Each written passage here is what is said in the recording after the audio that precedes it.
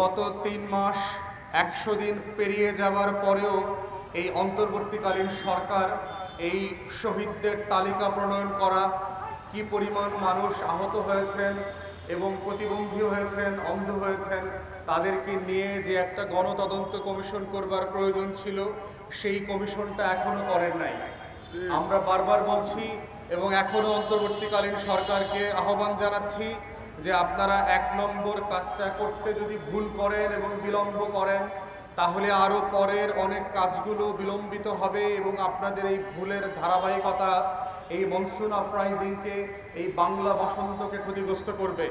কারা জীবন দিয়ে লক্ষ লক্ষ তরুণ তরুণী, ৬ কোটি তরুণ তরুণী সারা বাংলাদেশে কিভাবে মিছিল, স্লোগান আর রক্তাক্ত ইতিহাস তৈরি করে হাসিনার মতো একটা ফ্যাসিবাদী হিটলারকে বাংলাদেশ থেকে বিতাড়িত করতে বাধ্য করেছে।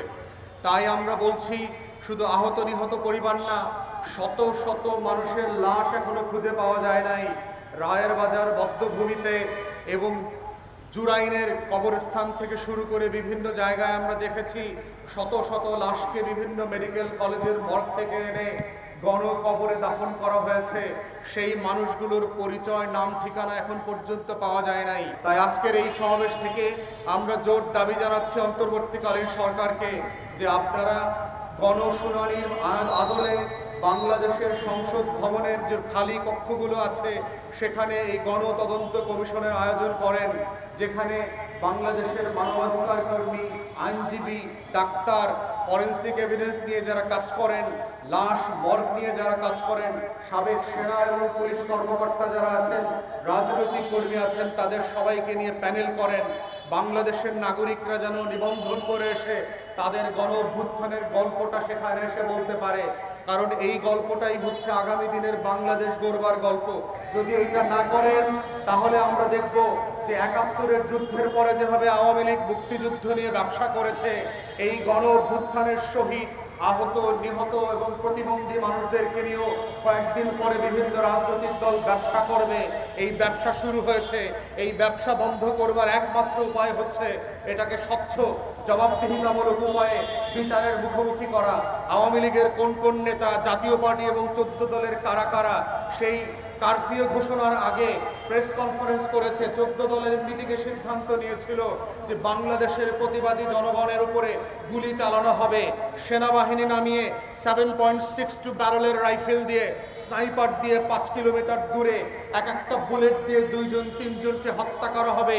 সেই গল্পের খলনায়ক কারা ছিলেন, আদেশদাতা কারা ছিলেন, শুট অন সাইট পলিসি কারা এনফোর্স করেছে, সেনাবাহিনীর কারা কারা, পুলিশ এবং র্যাবের কারা কারা এই গুলিতে এবং গণহত্যায় অংশগ্রহণ করেছে, তাদেরকে প্রশ্নবিদ্ধ করতে হবে এবং প্রশ্নের মুখোমুখি করতে হবে যে এই গণহত্যায় আপনাদের কি ভূমিকা ছিল, শেখ হাসিনার কি ভূমিকা ছিল, শেখ পরিবারের কি ভূমিকা ছিল। এটাই হচ্ছে আমাদের প্রায় ২,০০০ শহীদের প্রতি, আমাদের উত্তর প্রজন্মের প্রতি আমাদের ওয়াদা যে আমরা তাদের প্রতি ইনসাফ করব, তাদের রক্তের শোধ নেব। এটা বিচারের মধ্য দিয়ে হতে হবে, ন্যায্যতার ভিত্তিতে হতে হবে। আমরা দেখতে পাচ্ছি গত ৩ মাস থেকে বাংলাদেশে চাঁদাবাজি কোনো বন্ধের পরিক্রমা দেখতে পাচ্ছি না। চাঁদাবাজের চেহারা পরিবর্তন হয়েছে, কিন্তু চাঁদাবাজির পরিবর্তন হয় নাই। রাজনৈতিক ছত্রছায়ায় বাংলাদেশের হাট, মাঠ, ঘাট, bus stand, auto stand, tempo stand দখল করবার যে লুটপাটের রাজনীতি চলমান ছিল গত ১৬ বছর, আমরা দেখতে পাচ্ছি রাজনৈতিক ছত্রছায়ায়, নতুন নতুন ব্যানারে, ফেস্টুনে, নতুন নতুন রাজনৈতিক দলের ছত্রছায়ায় এবং নেতাদের ছত্রছায়ায় সব জায়গা থেকে চাঁদাবাজির নতুন পরিক্রমা শুরু হয়েছে।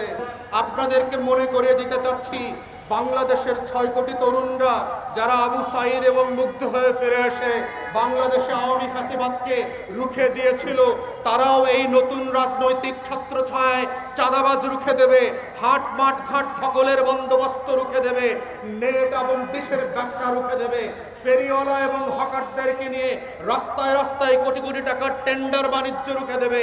আপনাদের রাজনীতির কবর তৈরি হবে যদি আপনারা ১৬ বছরের আওয়ামী ফ্যাসিবাদ থেকে না শেখেন।